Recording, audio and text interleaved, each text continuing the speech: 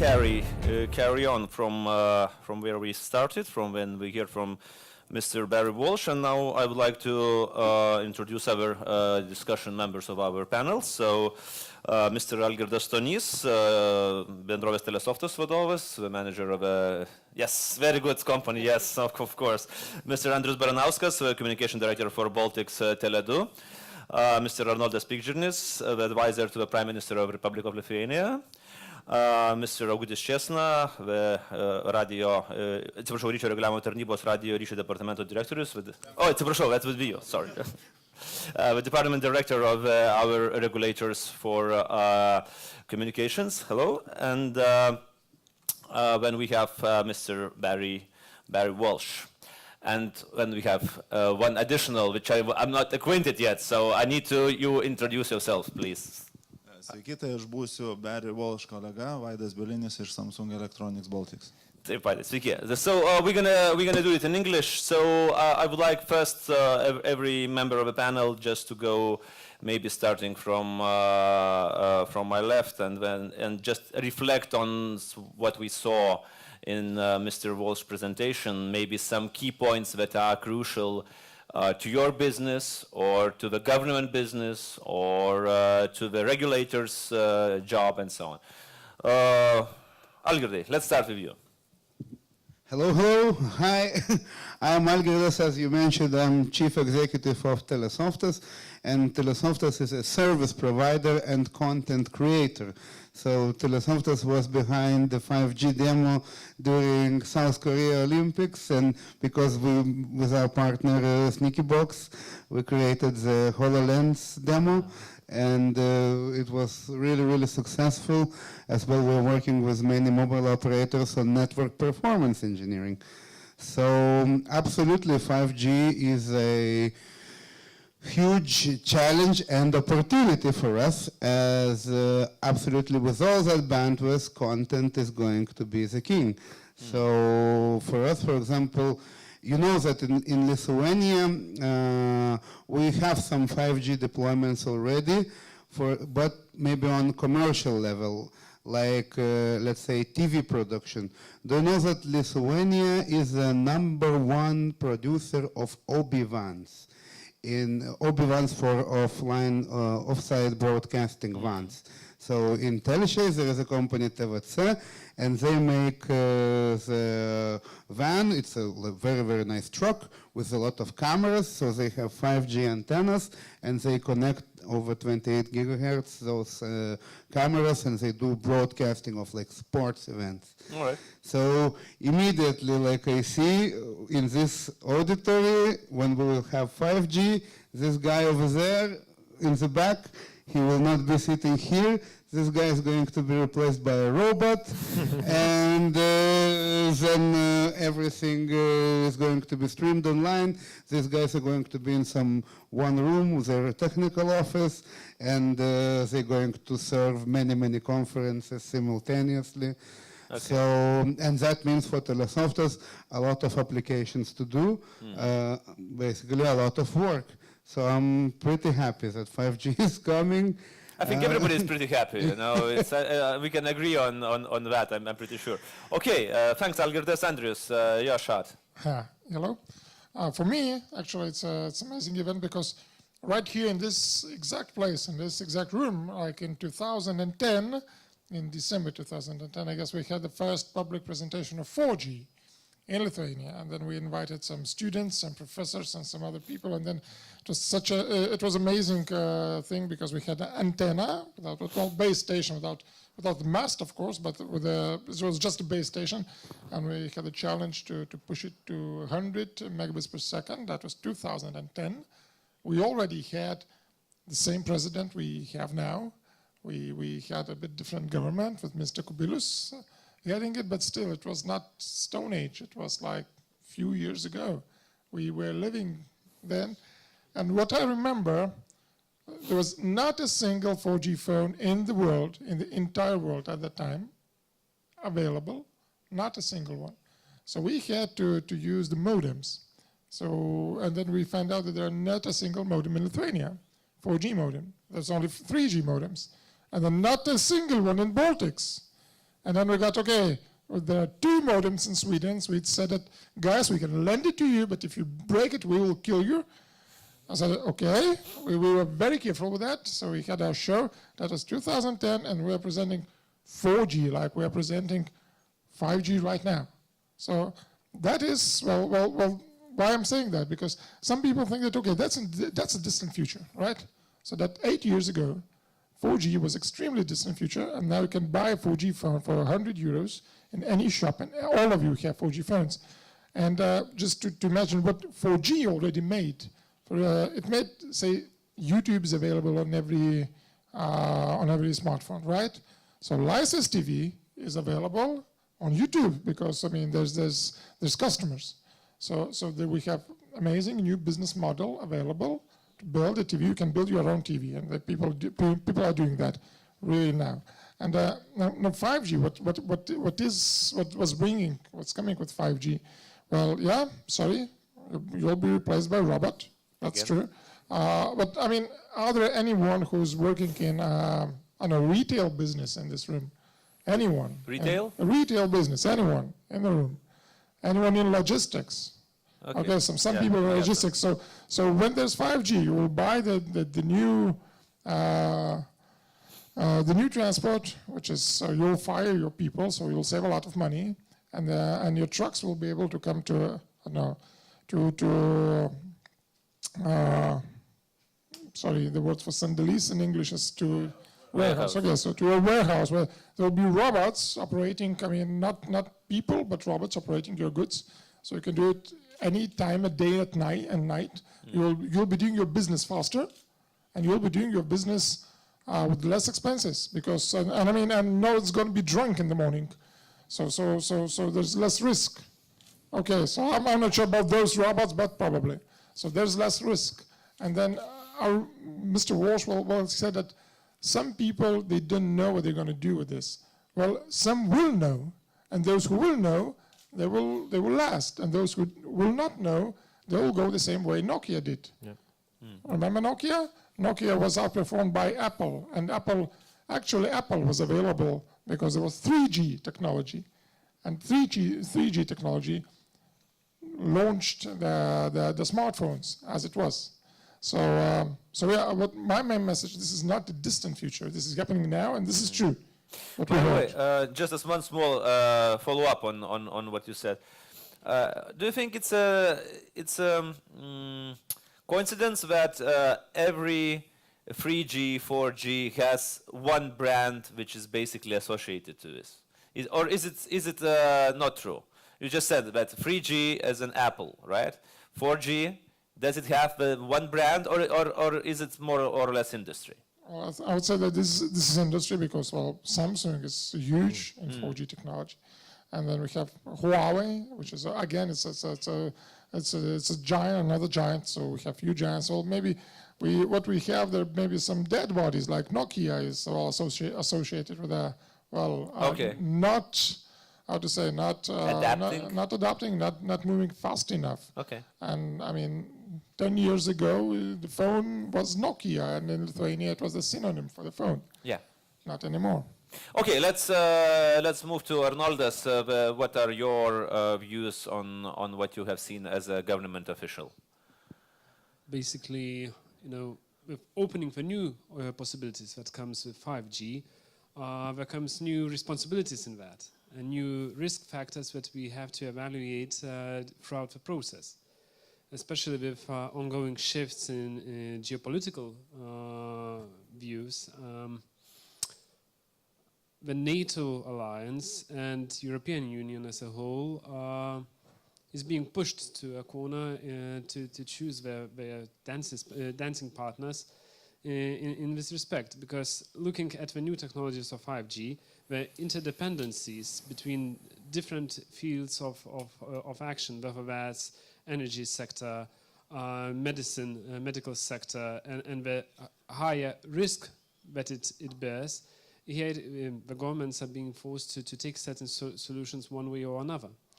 And I would say that the upcoming 6 months will be exceptionally interesting in Europe and the US to see what decisions will be made. There are deep discussions ongoing in NATO format in respect of non-NATO technologies used. Quite extensive talks in the EU structures as well, because countries have different opinions and our partners react to that. Naturally, if we see the decision by Hungary to work with Huawei, the reaction from US authorities was rather critical in that respect. I'm happy that we are working quite closely with our companies here that are planning their investments in order to prevent any losses in future. For now, the talks are ongoing, and that indicates that in several months one or the other decision should be made, or agreements should be made in order to prevent any losses or harm in the future. But Arnoldas, on the whole, how do you see the government role, and maybe even to be more concrete, Lithuanian government role during the implementation of 5G technology? Is it strictly as a regulator? Is it as a promoter? Is it as a, I don't know, some judicial body which helps business by implementing some decisions? How do you see, where do you see the government in there? I would say that all of the roles that you indicated are the ones that we'll have to deal with, because to a certain extent is sort of a moderator, talking to the companies and finding a way to navigate between the national security interest, the economy interest that is upcoming, and all the chances that we receive, because at this point we have to agree on what is our primary goal, whether to be the first ones or to choose the most secure solutions. And currently we have this dilemma on the table, and at this point we are still discussing. I do hope that there will be no need for any hard legislative decisions to be made. And definitely, you know, from our point, we are talking closely to the US partners, to UK partners, to the ones that have the solutions to have a secure installment of 5G. And we are trying to find a solution how to have the technological advancement, but keeping our interests protected. So at this point, it's not an easy role for our government, especially when we have to bear in mind that with a full installment of 5G in 5 years, in 5-10 years perspective, we'll have to solve many social issues that will come with the advancement and the change of technology as well. Because, for example, we'll have to search for another working place for the colleague right there. Okay, but Arnoldas, on more maybe personal level, you are the advisor to the Prime Minister. So what do you advise in this case? Do you advise to go forward and be on the edge, but less safe, or to be on a more safer and reliant environment? You know, the biggest issue is that I'm national security advisor. So at this point, still, I think you can advise if you are here. So you can advise. So definitely, it's more on a personal level. Yeah. So on a personal level, the first task for me is to find an agreement with our partners in the US and NATO structures. So at this point, searching for a solution that in 5-10 years perspective, in case the geopolitical situation comes at its worst scenario, the infrastructure in Lithuania would be secure and resilient to any possible malicious actions. Okay, we're going to talk about malicious actions and cybersecurity a little bit later. VAIDAS, what would you add to the discussion on the presentation? Yeah, thank you. So I liked actually Arnoldas this path of a discussion going to security topic, because we as a company, we are very open to this, and really 5G and IoT especially, it's a big opportunity, and it brings really also openness for any risks and malicious actions everywhere. as my colleague Barry just presented, there will be so many sensors, so many connected devices and units that we even would not be able to count them manually. We will need AI to actually not control, but even recognize them. And so we are really open to this because we know and we work for many years that this paradigm is being controlled and it can be controlled. So please go forward to this topic. Okay, yeah, well, I think we're going to switch quite soon. AUGUTIS, your point as a government regulator. Yeah, I think it's fine. It's on? Yeah, Okay. it's fine. I represent the regulator, and our mission in this business, in business of 5G, is to prepare radio spectrum for 5G and to assign it for operators. I don't know, maybe you know, maybe no, but don't know, but some of the spectrum need to be used as licensed for 5G, and another part of the spectrum could be used without licenses. Yeah? And we, with our European colleagues, thinking which part could be used as license, which not license, and another challenge is to assign the frequencies. Yeah. I mean, auctions and so on. Okay. So before we move to security, which is one of the main topics most likely about today's discussion, maybe still, from what I've heard from ANDRIUS about the gap between 4G and 5G, so it's more or less 8 years while it's being implemented. Mr. Walsh, do you have any forecasts? You were talking about just the first steps, like in Korea and United States. Do you have any forecast? How long will it take for 5G to envelop the world and become everyday, usual activity? Yeah. Just you are mic'd up. Okay. Well, yeah, I Sure. think I am. Yeah. Okay.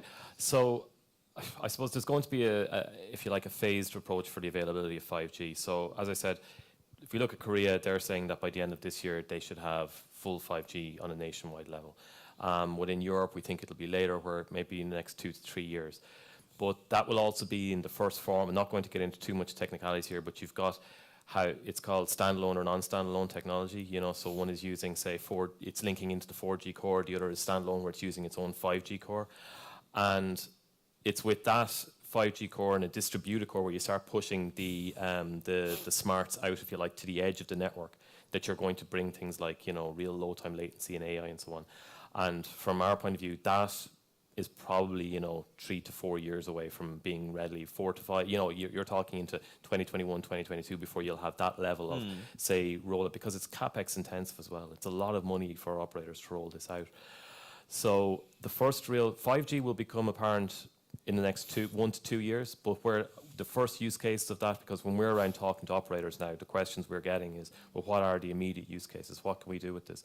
So we're saying, for example, the first point is, it's, as I talked about, what Verizon are doing. Listen, roll it out, and you have a very fast, effective, cheap way of having fibre-like broadband to offer businesses and homes. And that's something that should be available over the next 1 to 2 years. But then some of the things we're talking about here, where you'll have nationwide networks and have V2X and autonomous cars, that's probably 4 to 5 years away to have that level of coverage and that level of technology deployed in the networks. Andres, you are the operator, so do you agree? Or what about your company forecasts and so on? Yes, more like that.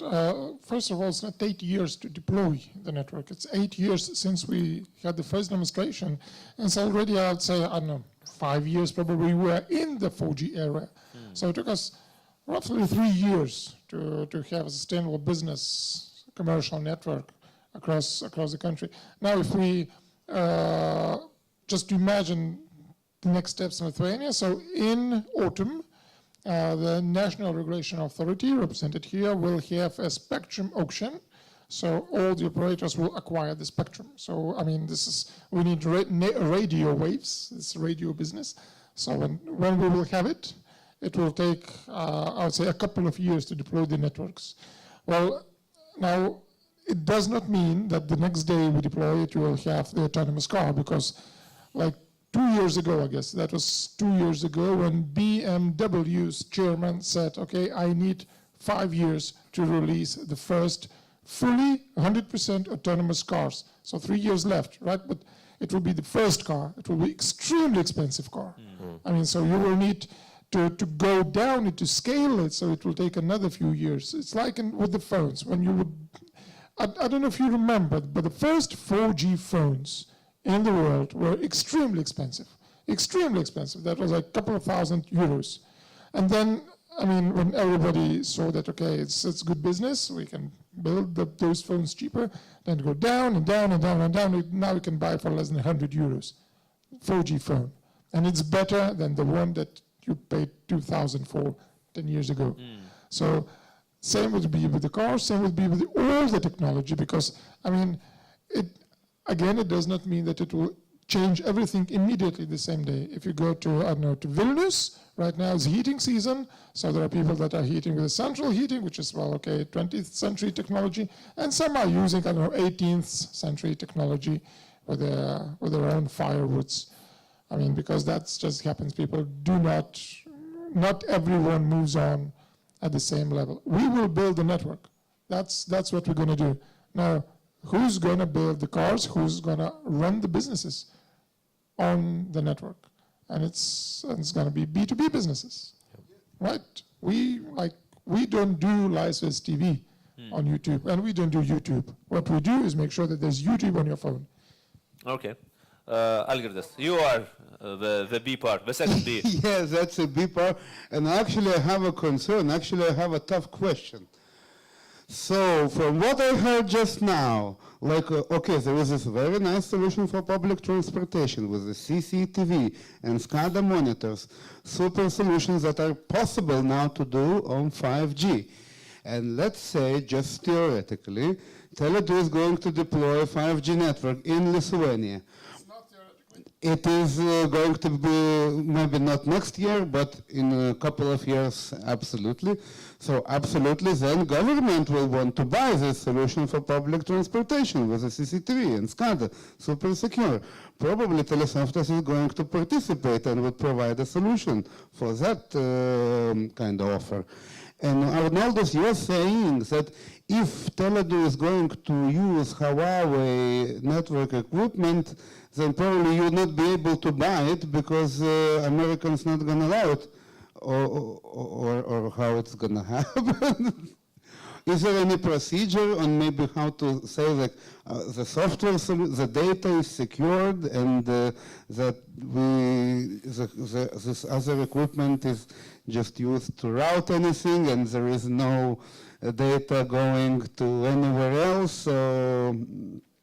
Will there be a procedure to prove that your solution is secure? Okay, so I think, yeah, ALGIRDAS just moved to the main topic of the discussion, talking about security, and actually very fluently, I might say. I can only add that, you know, in the newest edition of the Valstybė magazine, it's also the issue has been raised that Australia forbidden to use the 5G for Huawei Chinese concern. Okay, so let's talk security on the national level, or maybe international level, and maybe again I would like to input from the members of Samsung, and then we move to Arnoldas. So Barry, what are your thoughts?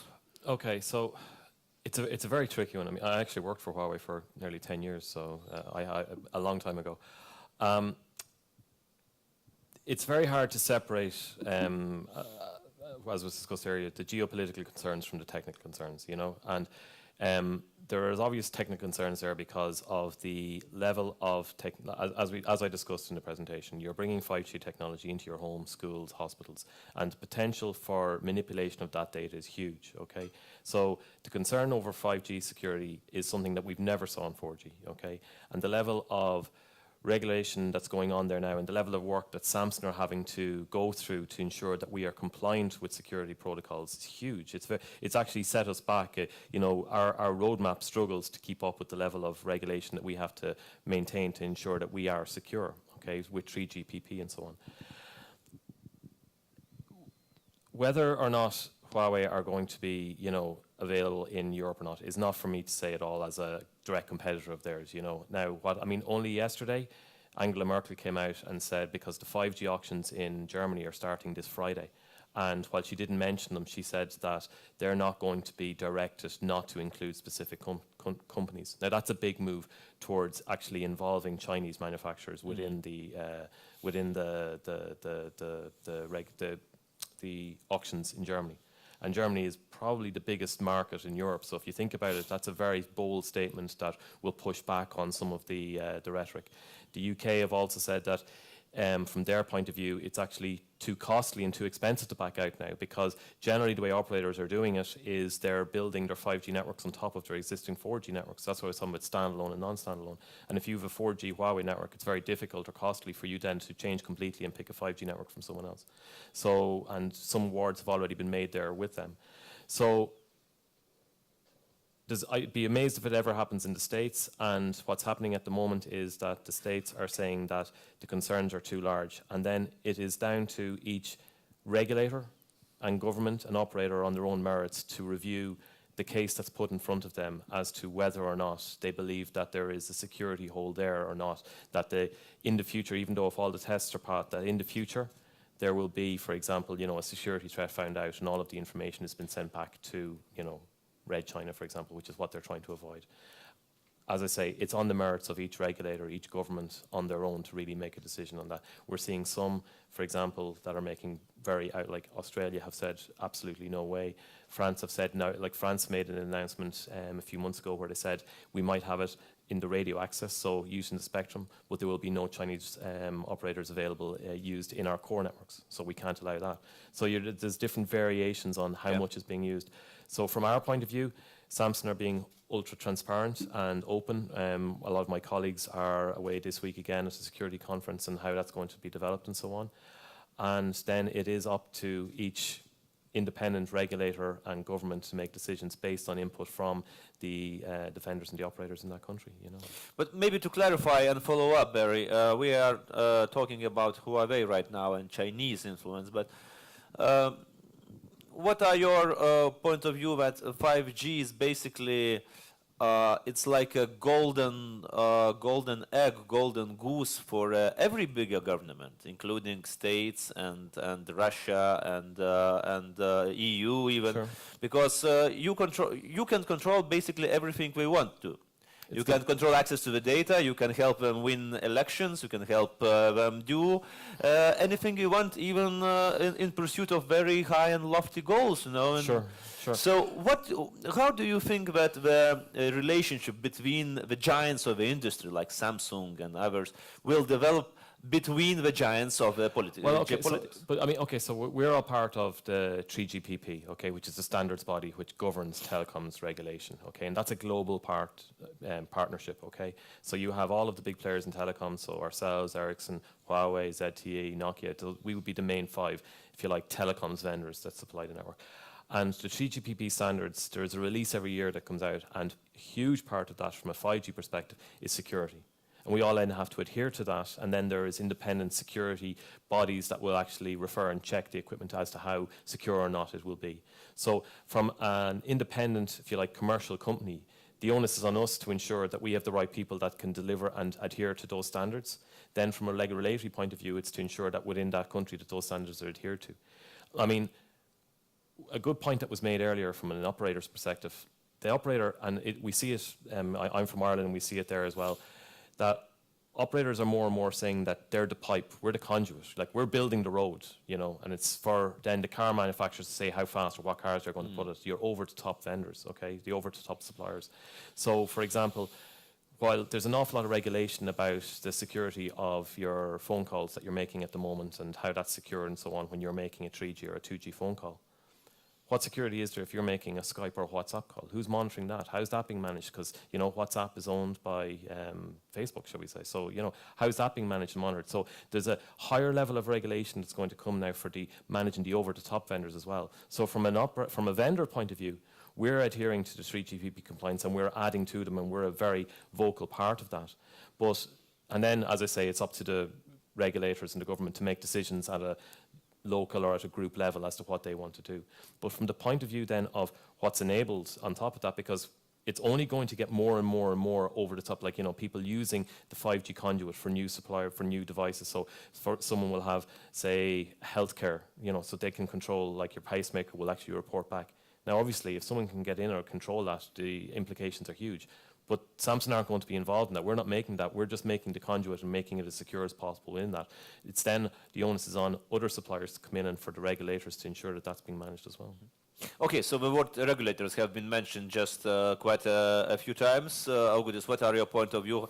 What would be the role of a regulator? Okay, here in Lithuania or your colleagues in the European Union, then the 5G will expand in 2 or 3 years, and the auctions will become more and more frequent, and all the stuff will be boiling. Talking about cybersecurity or more widely? More like the role of the regulator on a national level. How the regulator need to be prepared for the advance of 5G? As I said, the regulator mission is at first is to prepare spectrum as well, and to assign the spectrum. Talking about cybersecurity, the problem, I think, is more complex, and it is not related just for one company like Huawei or just for network like 5G, yes. But because in Lithuania, cybersecurity is responsible National Center of Cybersecurity or something like this. That is why we are waiting for a decision from government, because as far as I know, they are preparing some order or decision of government. It is not a very simple task. Okay, so let's move to the government, because okay, so it's like a ball being handed down to the government official, and so okay, let's have it, ARNOLDAS, about the national or international level, and then I'll ask VAIDAS about more like user experience cybersecurity. Maybe I'll try to go deeper why there are so many concerns on the 5G. So basically, seeing the interconnectedness, whether that's transport links, medical, whether that's insulin pumps, whether that's certain procedures ongoing, or energy networks, there's another important part of it is the movement of NATO troops within the territory. And having the 5G technology installed more or less throughout all the main routes in the country, that's the reason why NATO countries, why NATO administration has certain worries in respect of data security. That's one thing. And another thing is of malicious actions, whether that's automated cyber attacks or any other attempts to harm the movement of troops in case of a worst case scenario, as I told. So at this point, we are working closely with the UK colleagues that claim to have a solution in order to protect the national security aspects and still to have non-NATO countries working in the network. We are going deeper into details to that. We'll see what are the solutions and searching for our own path in that. On the side of US, there's a clear claim that the movement of US troops within a country that is dominated by non-NATO countries or non-NATO certified technologies would be more or less impossible. That was the message that was given to Hungary. That was the message that was given to the German authorities in advance from US generals. So at this point, we have to be very careful with our solution. On the other hand, banning any company from participation in the networks without having a clear evidence that has its own legal side of it. And at this point, we have to find the solution where we would have a decision that would be based on certain data, and also to have a solution that would be safe in 10 years perspective. Because we have to acknowledge that the current situation, the current geopolitical situation, might shift in several years. You can never be sure of what happens in 5-10 years perspective, and 5G technology is the one that will be closely related also to a military technology side, because the current military technologies, we are also directly linked to the 5G network, or the plans of the technologies directly linked to that. So at this point, we're still working on the theme how to find the solution of having the state decisions for military actions, security part of it, and having the civil side of it, or finding a sort of combined path to the whole system, in order not to prevent the state from using the companies providing the 5G solutions. So basically, at the moment, you don't have the answer to ALGIRDAS question. The clear answer is still not there. Yeah. We hope to have a clear answer from NATO evaluation by June, more or less June, July. So till that point, I'm not sure whether a state would take any decision prior to that.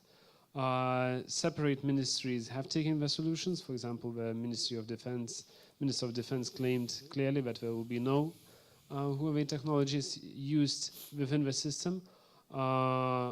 As far as for the civil part of it, we are still working on that, and I'm happy that the companies, the main companies that are dealing here, they are eager to talk and to search for common solutions. Andrius, you wanted to comment? I would like to comment on well, there are a few things just for us to keep in mind, I would say, on security reasons. I think that, of course, security is important, and this is the main point for all of us. Now, being over-secure, we can be overprotective. And overprotective means that it will cost a lot of money to all of us. If you will go, well, being too protective, I mean, you can be afraid to be hit by the car, so you will never walk out of your home. So, I mean, this is not a solution. Sorry, this is not a solution. And, well, we should always remember that banning one company doesn't mean only legal consequences. It also means economical consequences, because there are very few vendors that will provide the core network equipment in the world, like Nokia, like Ericsson, like Huawei. If we ban one, what happens to the price, right? So in business, price goes up. Who pays? You guys, you pay. You're the customer. You will pay always. So this is one thing to understand. At the same time, well, up till today, I would say, as an industry, we had a very good cooperation with the state. And if you look into what we have, we actually have in Lithuania, we have the best, one of the best internet, one of the fastest internet in Europe, mobile internet, and we have the best price, officially, by European Commission. And a very big part of that is on the national regulation, because national regulator is a huge part. Say in, like a very good example is what happened in Germany. I guess they paid like 60 billion euros for 3G licenses or something. So that effectively went bankrupt by half of the industry, and then the rest paid a lot. Well, that's why the bills in Germany are that high, because they already paid for that. And now they need to get back the money. So this is an example of a bad regulation. I would say in Lithuania we have good regulation and good dialogue with the state. On the other hand, I mean, there's normal concern that what happens is everything is connected. Well, but I can say that we already have an experience as a country, as a world, of what happens when everything is connected. I mean, if you look around, we are all at home, at work, everywhere we are connected to electricity, right? So if you take down the main grid, so there's no food, there's no water, there's no light, there's no heating, like in Venezuela. I mean, That's what happens. So, but we have normal procedures. That's some normal procedures, not overprotective, but normal procedures, and we know that it works. So I think that we shall develop normal procedures that will work. And just to say that, to put it to define, we don't always need a hacker or I don't know some attack on our networks. Just today, as you know, they started the national declaration process for the taxes, right? So you can go to the National Tax Inspectorate and make declaration of your taxes. What happens? Of course, again, it crashed. So you don't need any enemy sometimes. So we should like look on all the sites. Okay, VAIDAS, let's talk about cybersecurity. Do you agree with Andrius that we are being overly protective and overly concerned about the possible threats, even maybe not on a military level, even on a personal level, that 5G advent will create? Well, you know, during the start of the conference, I met one of the big, let's say, those sailors in this, even not Lithuanian, Baltic market, and the CEO of the co-owner explained about his experience, even not 5G, but how actually they were hacked. All the servers, everything was blocked due just one human error. That the password, you know, the password of administrator, IT administrator, by not changing the password manually 1 month each month case, was really the case when the hackers actually asked, I don't remember, but a few thousand bitcoins price to release their system. So, you know, I think that over or not secure, it's, you know, not a good question to ask or to answer. I think the question is who goes first, you know, security or the risk. In this case, 5G case, do you think, Andrius, what goes first? Then I can, you know, elaborate.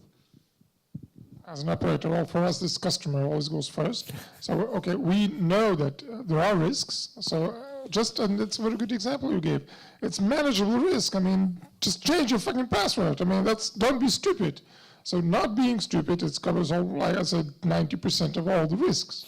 So yes, we have to listen what they say from United States. So, because I mean, they're our allies. So, of course, we need to. Of course, we need to have procedures what to do when everything is connected. I mean, so that's what we have to do. That's normal. But what I'm trying to say, we should not say that, okay, so risky, we shouldn't go for it. Yeah, so, you know, as a vendor, as a kind of also the front-end device, let's say, creator, I can say that my mission here is to secure your experience and to provide you with a solution and think in advance of all the risks and challenges that you will experience exactly with 5G. And we are ready. Barry shared a few ones. If you want, I can share other same examples even locally, but better not, because, you know, I think that we better talk about opportunities. Solutions we already have now.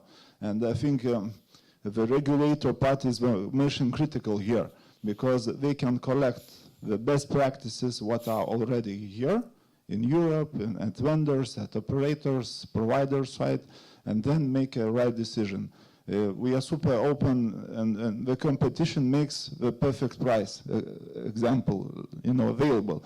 At the same time, we are sure that we all have the solutions already almost ready. Just please do the right, you know, the right approach and the right guideline.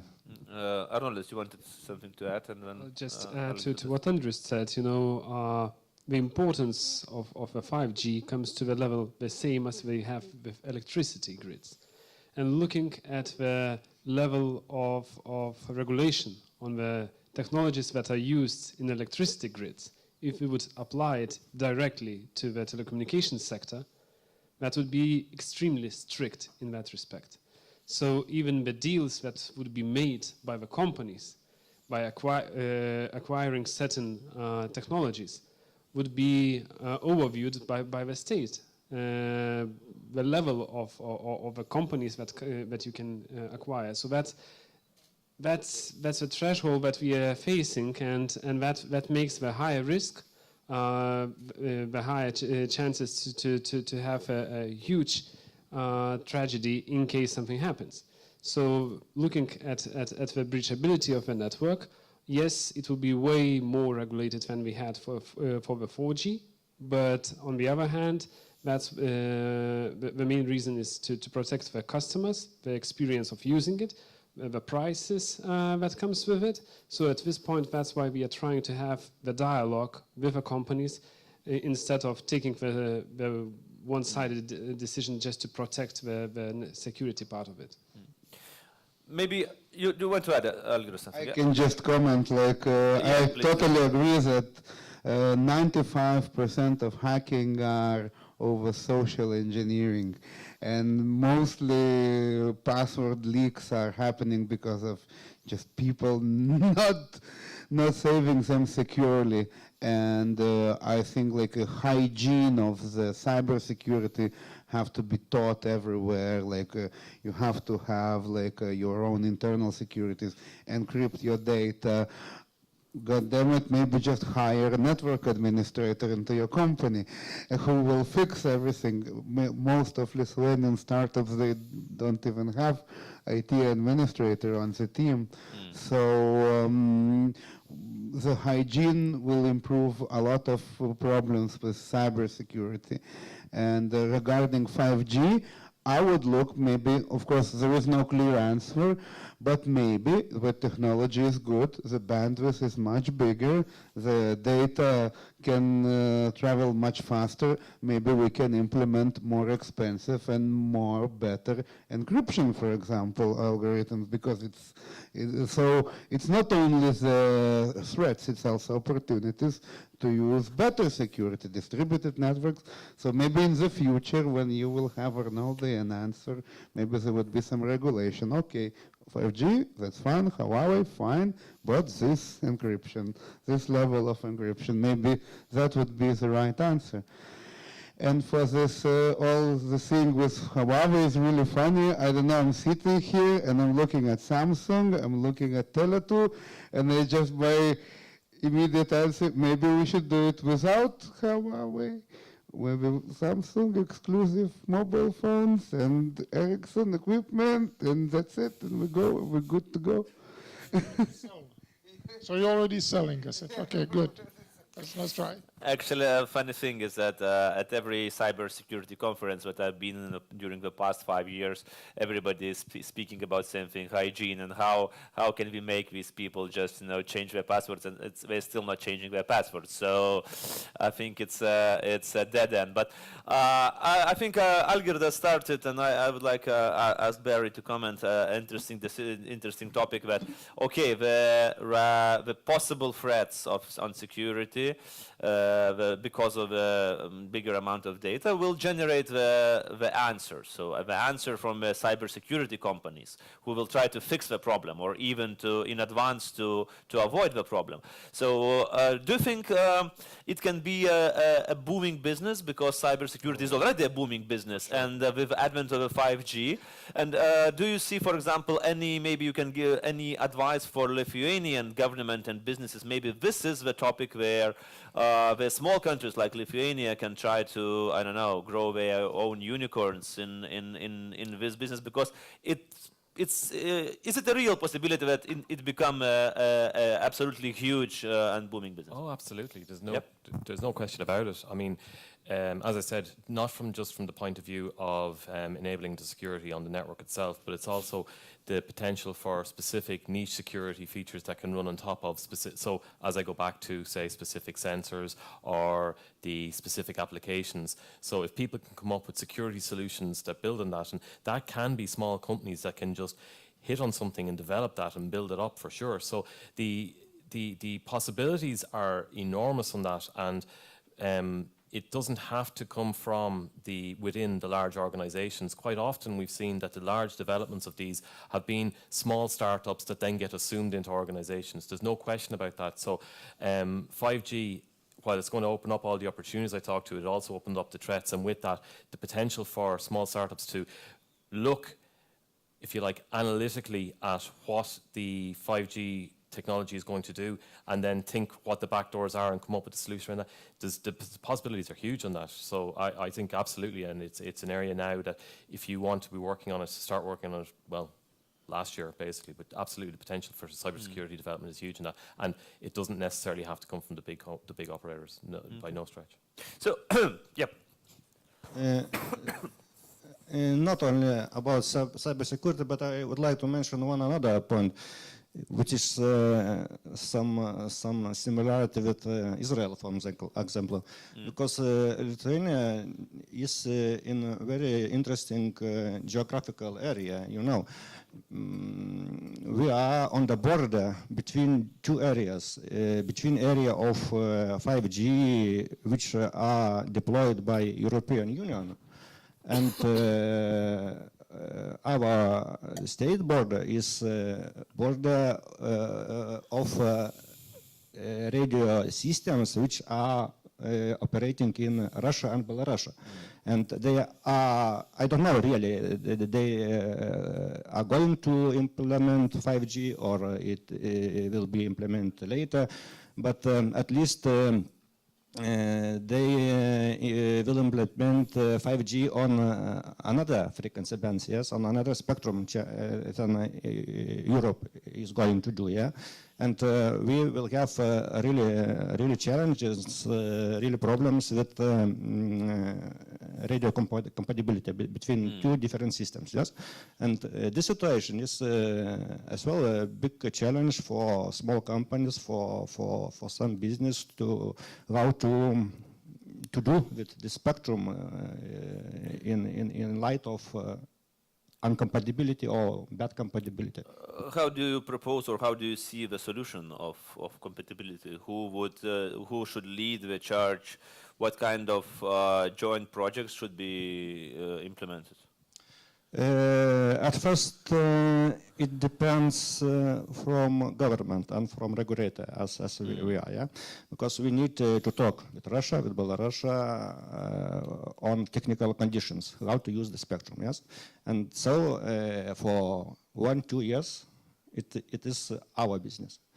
But talking about political situation, we are not very strong in believing that everything will be okay. Yes, because we now we have some signs from Belarus that they are going to talk, they are going to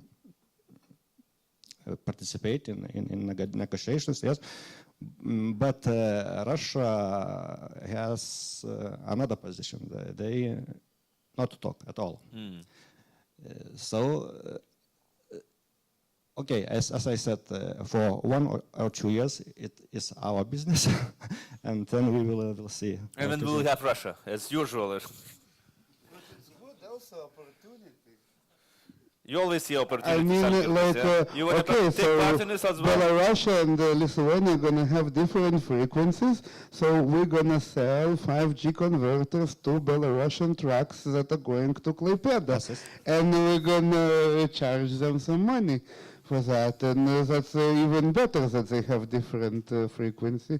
So everybody can use it, or maybe Lithuanian IT companies can win some contract in Belarus and can do the... This is all you can think about, right? You don't think about a common good. You think only about winning contracts, right? Well, opportunities. Opportunities. Yes, yes. Okay, I think I would like to give everybody a final question and to go round, starting from VAIDAS, and maybe it's a little bit wider question of...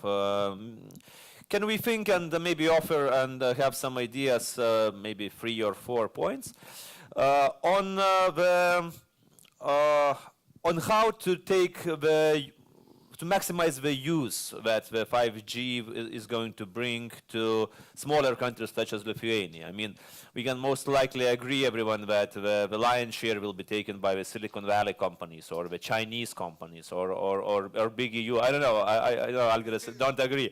But I think the statistics will work that way. But so my question to everybody, what kind of understanding, knowledge, experience, need our education system, our government system, our, I don't know, creators, our business community, in order to, in few years, according to this timeline, to take as much use from the advent of 5G as possible? Yeah, very good question. So also, wrapping up, I will talk as a VAIDAS, not maybe even Samsung person for 7 years, because for 5 years I worked in Tele2, when I was also in IT business quite many years. So wrapping up, you know, first of all, I think in our country we have very good internet. Mobile competition extremely high. So low prices. Everybody has super fast, high knowledge about smartphone use. Businesses now are going mobile. Enterprise mobility is in place. Everything goes. Everything Even goes. mobile. Yeah, we can drop it here on the phone. It's wrecked or whatever. It goes away. And it's secured. So, but you know, talking seriously, I think that in our country we have the best test market here in place. Test market, okay. Yeah, we have a test market.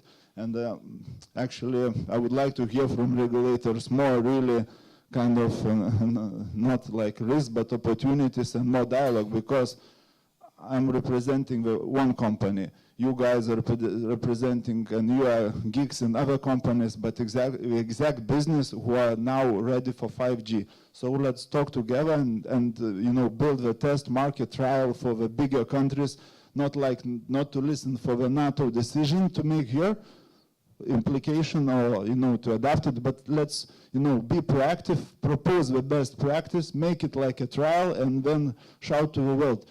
Why I talk this? Because Estonian, sorry to say, I'm responsible for Baltic market, but I always, you know, see that how Estonian, how they know how to promote their country.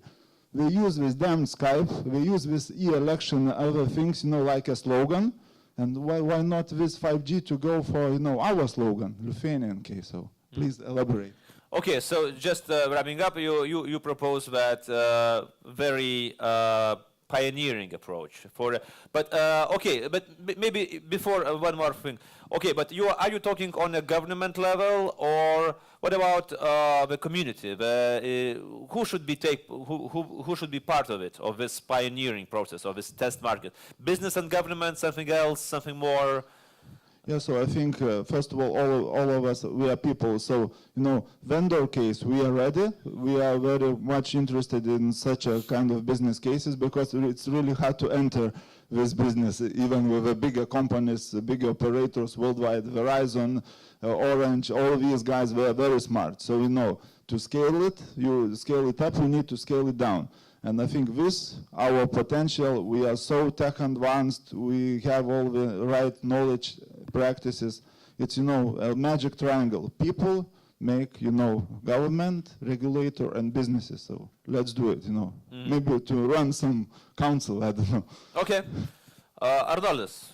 So, also maybe answering the VAIDAS question, and then your perspective. So definitely, you know, we do have many opportunities in that respect.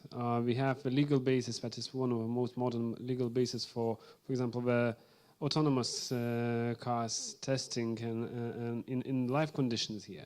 So we cannot miss a chance to use the new 5G technology in that respect.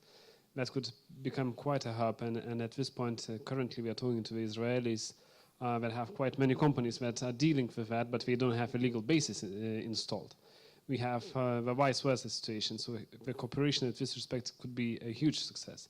Another thing is for small companies, go into the cybersecurity business. We've made quite a big change in the cybersecurity situation of Lithuania itself. In the 2 years, even the government sector has changed dramatically. The situation that we saw before, it was in between comedy and tragedy, I would say. But currently, I'm happy that even the human factors, the human mistakes, are being way less. The awareness level, it increased highly. But while not missing the chance, we have to provide the solutions. I'm sure that the cyber security solutions could be provided by companies here. We have to work on the model of 5G installment here in Lithuania as fast as possible. Hopefully, not waiting for the formal decisions from NATO or EU, finding our own path and finding our own solution. Currently, we are gathering the information that our partners have, trying to talk to the level that we can to the businesses and finding the solutions here. And also to think in a longer perspective what could happen in 10 years, so in order that this system that we set up would not cost us in 5 years in changing it or redoing it drastically. So that are the main points that I see. Okay, but you haven't actually answered the question. I'm wondering what could be the main answer at this point. For sure, we have to choose the installment and the technological solutions that we can as fast as possible. And I'm sure that we can do that here in Lithuania with companies. But I would say that in a few months, I could answer to this question way better than I can do that today after the meetings that we had yesterday, today. On the topic, I hope we'll have more information in weeks to come, and then we can move faster in that respect. As far as from Estonian's case, we are talking to the colleagues there. We have the same questions. Actually, the question on choosing the technologies in the Baltic states, we have to take a common decision here.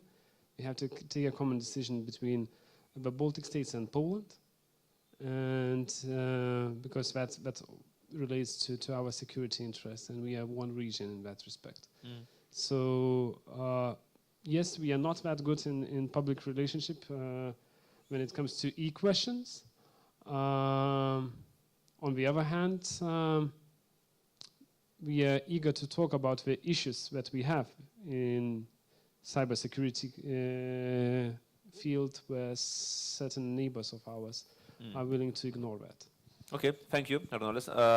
Andreas, we have already heard this the proposal about being test market, a proposal for smaller companies to go into the cybersecurity. Your point of view, 2-3 points on. So I'll take just a few points. First of all, we shouldn't be Estonia because there is already one Estonia in the world. So being Estonia number 2 always means you're number 2. I don't think this is a very good idea. But of course, being a small market and being an advanced market, we are a test bed.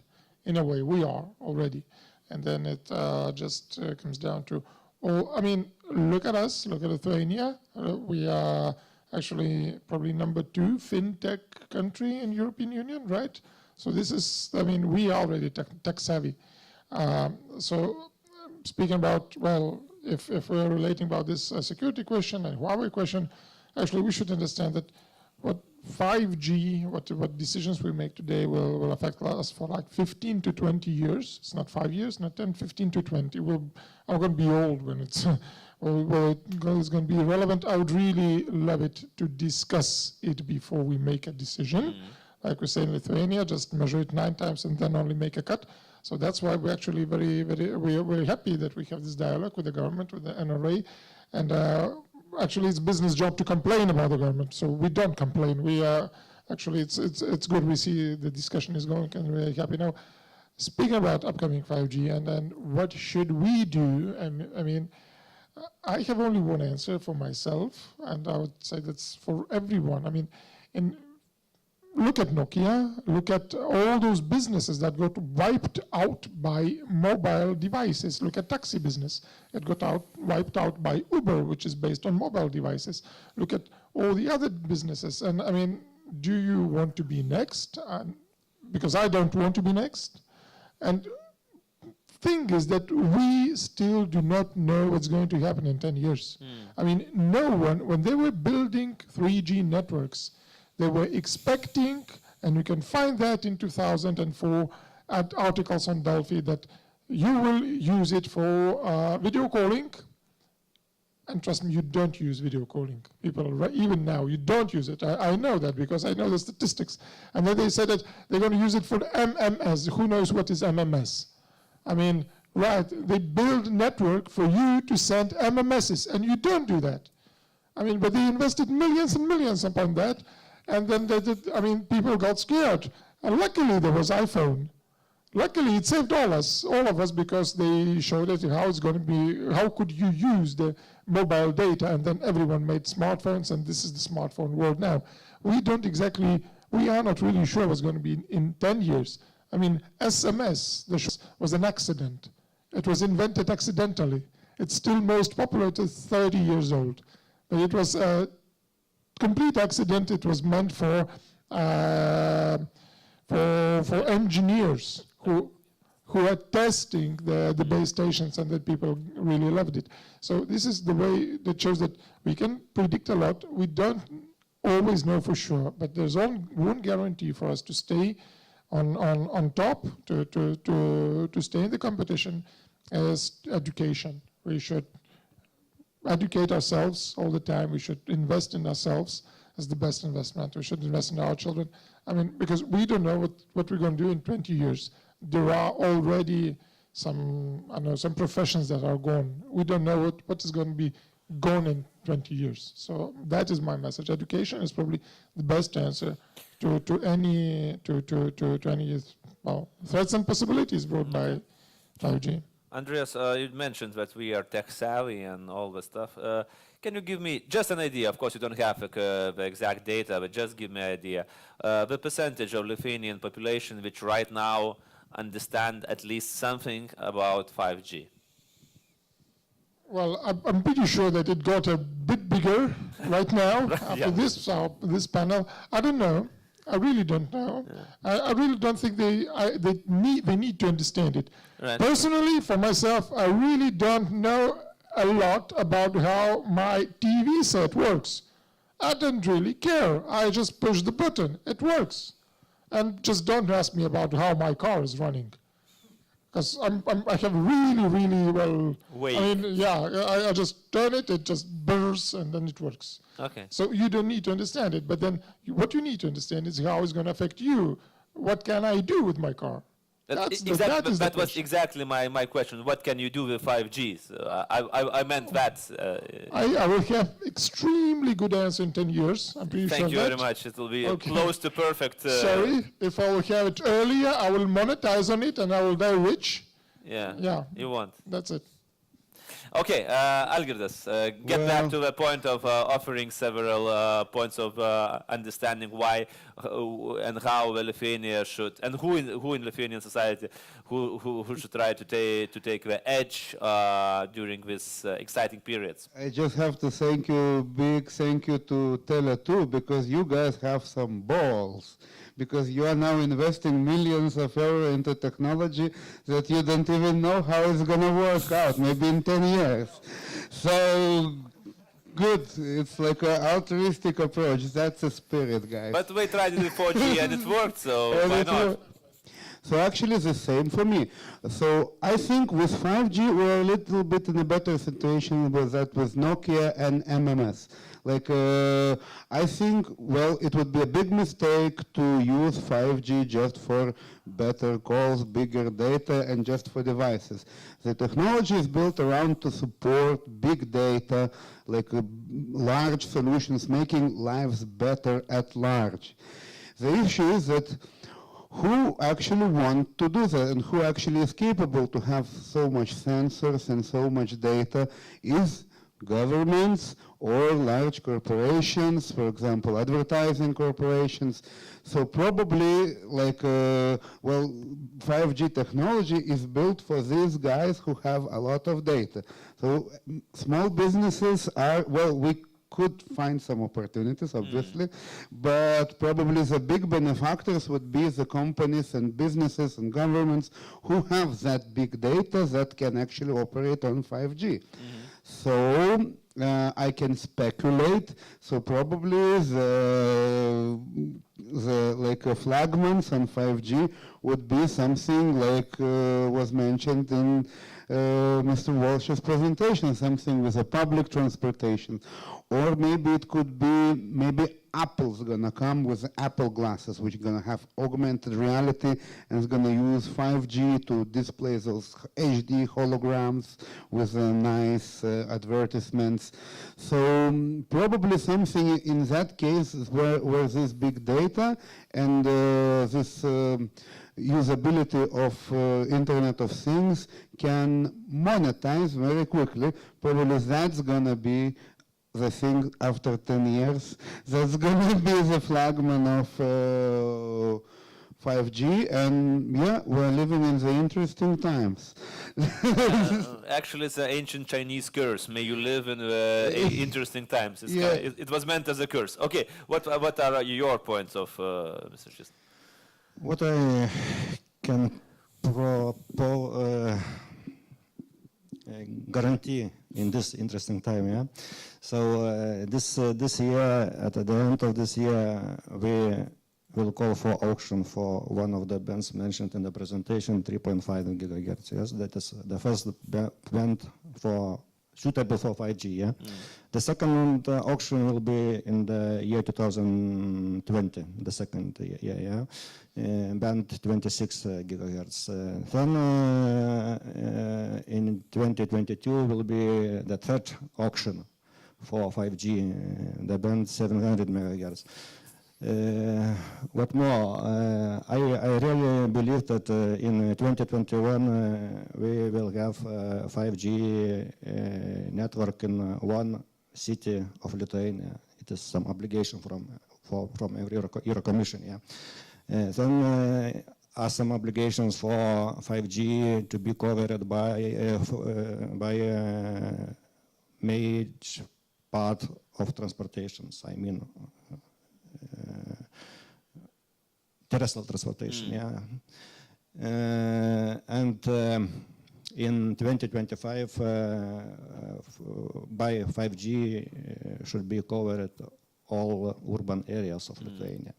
That is what we are going to do, and it will be some basis for your business, for operators, for small business, maybe something like that. Okay, thank you. Mr. WALSH, to finalize also on these topics, who could take the chance and opportunity? I mean, okay, so I suppose just to, it starts, as was noted on the panel, it has to come from education up, okay? So looking at from, say, an Irish perspective, what we've done there and what was happening, so it's STEM, what we call it, your science, technology, engineering and maths, you know, and it's promoting those and then building that up. And so there's a couple of things about that. Firstly, it's trying to change the perception in school about what STEM is, you know, that it's not simply learning tables and doing mathematics and working out hard theorems about how engineering works. It's trying to get kids these days to understand things, what we're talking about 5G technology today, and how interesting it is and how that can drive new business. It's also, I mean, this panel is just on me, it's a very good description of what's wrong with STEM in Ireland, and we're trying to change that. It's all men, you know, and that means we're only picking out half the resource pool in our schools going into engineering. You know, we're still 80% plus male, and like, you know, it doesn't make any sense. So we're trying to promote to bring more people in to do that and more inclusivity. And then when it goes through college or university and into that, what is happening is we're trying to build innovation centres and hubs. So for example, an IoT hub. And then with that, the government gives incentives for companies to set up there. You give grants. So for example, if you hire 3 people from university, they will pay half their wages for the first year working in this specific area. So you try and foster development in specific areas. So it's taking ideas like that. So if you focus, for example, want to make Lithuania an IoT, you know, somewhere that's developing that, you try and build it up from your schools, get more participation in colleges, and then incentivize that for startups. And then if you incentivize the startups, you will definitely hit on some very successful companies which will help the Lithuanian economy. But does that mean that, again, the advance of 5G in a period of, let's say, 10 years should or could change the perspective on learning? You need to learn mathematics differently. No, I mean, it's all underlying. Or not? It's underlying technology for sure. I mean, like, and the people that are behind me in Samsung, some of those are reading those forums and the theorems and working at a very low level. But also, I did engineering in university, and the engineering I did and say the coding that I had to do 20 years ago to what guys are learning now is completely different. It's changed dramatically from just doing binary one-line sequential code to how it's been developed these days. And it will be entirely different again in another 5-10 years' time. And 5G is just a part of that and how it's going to develop. So what I'm saying is it's about trying to build interest in that within your schools so that you can foster that talent into your universities, and then you can take that talent into your startups, and then you, as I say, you incentivize your startups and you reap the rewards. So, the very final touch, Andreas, maybe for you and maybe for ALGIRDAS as well, because we are meeting here in 2019 to talk about the 5G. Can you give me the date when we are going to meet to talk about 6G, about the next generation? Well, we can actually talk about it now if you want. Yeah, But, I mean, that's easy. Talk is easy. Mr. Trump already tweeted that he already would like to see it now, please. 5G is not fast enough for him. How to say? It's only being deployed. It's only last year they agreed on what is exactly the specific requirements of 5G. So I would say that we should wait for another 10 to 15 years. 10 to 15. 10 to 15 years, because, well, before that, you need to use the possibilities of the 5G. I mean, all the industries, we talked about the car industry, we talked about health industry, we talked about, I mean, not only cybersecurity, but housing industry. I mean, every industry, mostly we have here, retail industry, whatever you want. Every one of them will make a significant investment, will make a significant change. So, I mean, there'll be a lot of time, both for operators and regulators and all the businesses, and all the people to get used to that change. And then and only then we can be able to move on. I mean, it's like growing, so I'd say that probably 10 to 15 years, something that is realistic. Okay, so I think that's about all. That sums up our discussion and panel about 5G. So, as you see, the potential rewards are huge. Potential investments are interesting. The threats are existing. And it's, yes, as ALGIRDAS said, it's very interesting times to be living if you are in the mobile business, or if you are in the business that's going to be touched by 5G. So I thank all the panelists for your input. Thank you very much. I thank the audience. I think you have some more time before the break, so you can just slip into the other halls to see what's going on there. And then the final part will be starting about 3 o'clock in 25 minutes. So thank you all. Thank you very much.